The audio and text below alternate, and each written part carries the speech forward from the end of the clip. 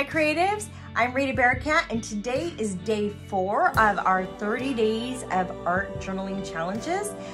If you haven't joined me before, you can go back and watch days 1 through 3.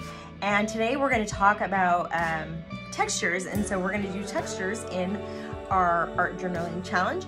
And it's actually started with 30 days of art challenges that I gave out to my subscribers. So if you want to be a part of that, you totally can. You can subscribe. I am going to put the link below. And so you can get those 30 days of art challenges in your inbox. You don't have to do them publicly like I am. I'm doing that so that I can hold myself accountable and shoot these YouTube videos. So I am so glad that you're joining me. I hope that you will join me for all of them. And you can do that by subscribing to my YouTube channel. And also, I would so appreciate it if you would hit that like button if you like these types of videos and that you like this video.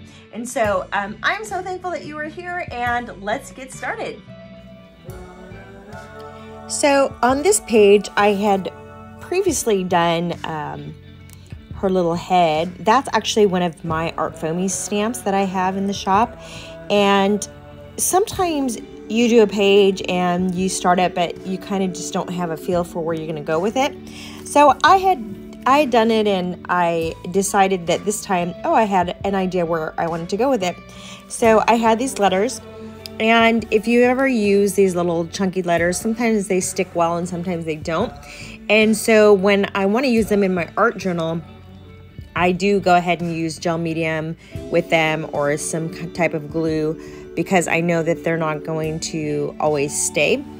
I also like to do my own colors with them. And so after I put some gel medium down with them, I'm going to put some gesso on top of them so that I can put whatever colors I want to use with them, not necessarily the colors that they come in already. So that's what I'm doing right now. I'm putting a layer of gesso on them. So my girl face that I have there, that's this princess stamp that I have. And so I had already colored her, and I colored her background. And so I'm going to use a layer of gesso there, just kind of for her gown, and use that as a layer of texture as well. And in that, I'm going to kind of etch into her dress with an awl. And if you don't know what an awl is, a lot of people use it for like binding books. It has a really pointy end, a really pointy metal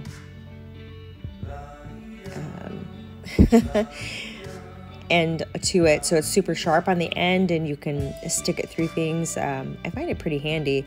So I'm just writing the word love all through her dress and really scraping off the gesso so that it leaves the word love embedded into the gesso and leaving that impression in there. So we're getting that texture in there as well as on the word rain with the gesso on there. And so just using another way to create some texture on the page, as well as the girl and the page has already had some texture on there because I had used some ripped paper to add some texture on there. Now, when I glued down the word rain, I had used some gesso on top of the first half while the gel medium was drying, and then I am going back in on the top half to make sure that I've got my letters covered really well so that I can add whatever paint color I want to add on top. And so I want to make sure that I have an even coverage and I can paint it whatever color I want to. And so that's why I'm adding gesso over all of it. And I do have to wait for this to dry before I go ahead and paint. So there is a little bit of lapse that I don't show in the video before I paint my colors. Otherwise it would just end up really chalky.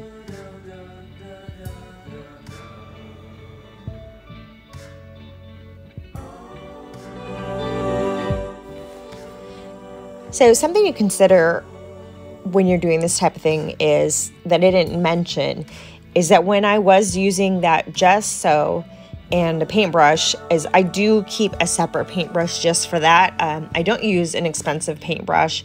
I use a really cheap paintbrush for the gesso because gesso does ruin your paintbrushes, so that's just something to keep in mind. And when I'm painting, I use a better paintbrush for those things, but I never mix the two because gesso does ruin your paintbrushes. So right now I'm just getting color all over the page. And I'm using watercolor because I want to blend all those colors together.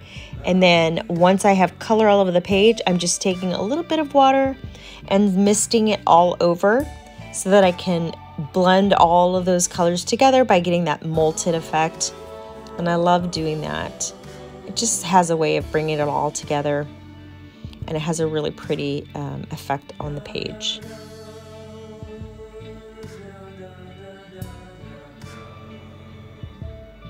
So once that's together, I wanted to add a little bit of shimmer to her dress before I add a little color.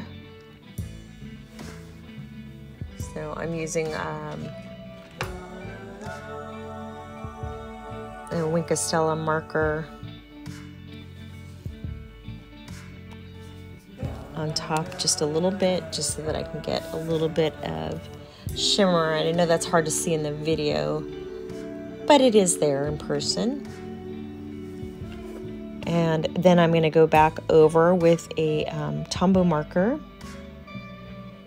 because I want a really, really light yellow. And at first it doesn't look light, but once I wipe it, I'm going to wipe it with a damp paper towel because I want to get that yellow into the crevices where the word love is, and just give it that really soft pale yellow onto her princess robe.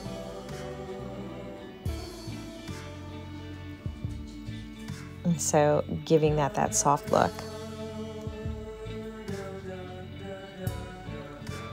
So thank you so much for watching. I hope that you liked this video. If you did, I would really appreciate it if you would give it a thumbs up and subscribe to my channel.